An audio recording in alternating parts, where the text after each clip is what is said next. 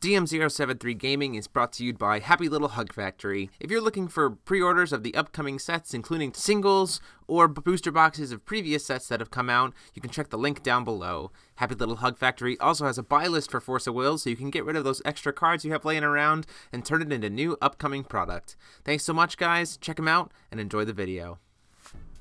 Hey there guys, DM073 here, bringing you the deck profile for the Black, White, Red, Scarlet Control, Dusk Girl Control. This list was inspired by my friend Terry Masden from Untap. He played against me with this list. I really enjoyed it. He sent me the list and I made a couple tweaks, so huge thanks to him for kind of this basic idea of the control shell that was then kind of modified. So huge thanks to him. So let's just go ahead and dig right in. This is a black, white, red list. It is very different. You are not really trying to use Scarlet to like kill them just by herself. She's kind of a backup strat, really. You're kind of just trying to get your opponent down to control the board by getting your opponent down to 2,000 life and then ancient impacting them just to be like, yeah, we're done. Definitely, I think this is, again, just a one way you can take Scarlet. I definitely think that you can play her as a rush list, and so I'll be looking into that for a future match. But for now, this is a kind of starting point, I think, for the control. I think it can be improved, so I encourage you guys to kind of take a look at it. So let's go ahead and dig into the ruler. Obviously, we have the Dusk Girl in the front. Can Judgment for black, only if we only have no cards. Energizes for red or black, and then for red, we can discard a card to ping something for 5, or if we discard a dinosaur, we ping it for 7. This is pretty good, especially when we combine multiple Alice's World of Madness on the field. And then we flip over into Scarlet, 10-2, Swiftness, Imperishable, Precision, First Strike. Damage can't be prevented in any particular way when she's out there.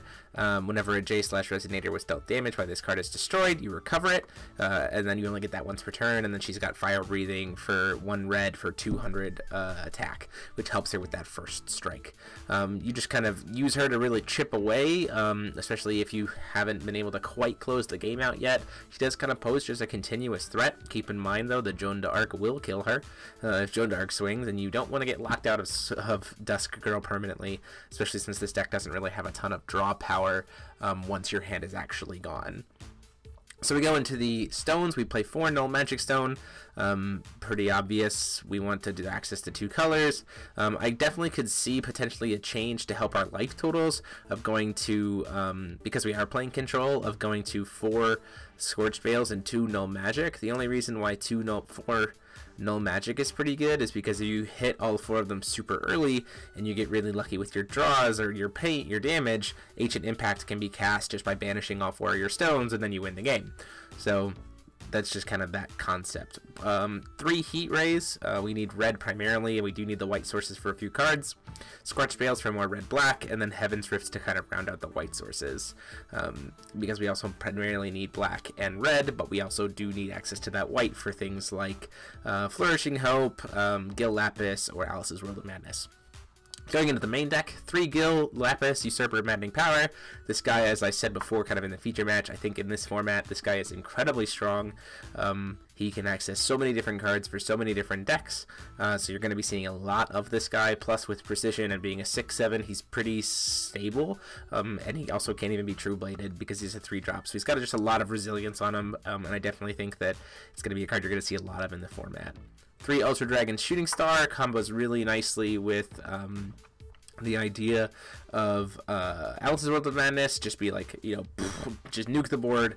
It's kind of like use Ultra Dragon to stop stuff from being cheated in, and then you use Dusk Girl and Alice's World to kind of keep everything else off the board as well, until you eventually get to a point where your opponent just can't do anything, which is great. 4 Voidosaurus, it's the primary dinosaur, and it is cheaper if we have Null, so that's why we're playing that. 4 Dino Rider, because he can get very swift, very quick, especially with Alice's World of Madness is on the field. Being able to burn the board for a ton, you're really never hitting your own stuff because you don't run too many Resonators, and then you can just swing in for even 12 or 10 damage. Swiftness can usually be what you need, because again, we're just trying to get you down to 2,000 life. A Black Fang Tyrannosaurus. Definitely could see this being a different card, especially in the format with so much removal. Maybe something that has barrier or something like that. But I still wanted to play just another dinosaur. And it can be a 20/20 with precision and pierce if you do get down to Null. Going into the spells, 4 Thought Control. If you're playing a black, any kind of control deck, you're going to play 4 Thought Control. This card is really, really good. And I don't think I should really have to explain it. But looking at your opponent's hand and being able to say, nope, I'm just going to get rid of this important card, is just really good. Dragon Call, being able to search up things like your Dino Riders or your Shooting Star, if you need them, is really good. Flourishing Hope is an excellent removal spell as well as protection. Can protect J-Rulers too, which is great when you want to try to protect Dusk Girl. Heavenly Fruit, to be able to get to null if we really need to really fast, as well as kind of a comeback engine to replay our creatures from the grave. 4 Alice's World of Madness to help make Dusk Girl's discard effect even stronger. 4 Null Darkness for spot removal as well as some J-Ruler hate. Keep in mind that you do have to have a target for Null Darkness Resonator wise. If you are going to destroy a J-Ruler, you have to have both, so just keep that in mind. 2 Dark Revolution to be able to bring back dinosaurs cheaply. 2 Dark Impact to be able to play dinosaurs from our hand cheaply while also killing a dude.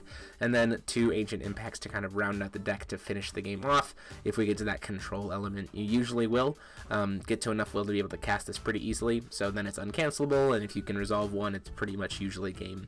So there you have it, guys. That is the list. Again, huge thanks to Terry for the basic idea of it. Let me know what you guys think, or if you feel like you want to take her in a different direction. I definitely think there are improvements that can be made to this deck, but I can see where it might have potential, especially after being able, considering being able to sideboard in between games to help kind of shore up poor matchups. But that is it for me, guys. Let me know what you think in the comment sections down below again, and until next time, this is DMO73 signing off. Huge thanks to the patrons of the channel. You see their names here on the screen as well as down below in the description. They are what help make this channel run and help me do these awesome projects for you guys. If you feel like joining the channel and getting access to all the cool perks that come with being a patron, click on the P on the screen or the link down below. Thanks so much. See you next time.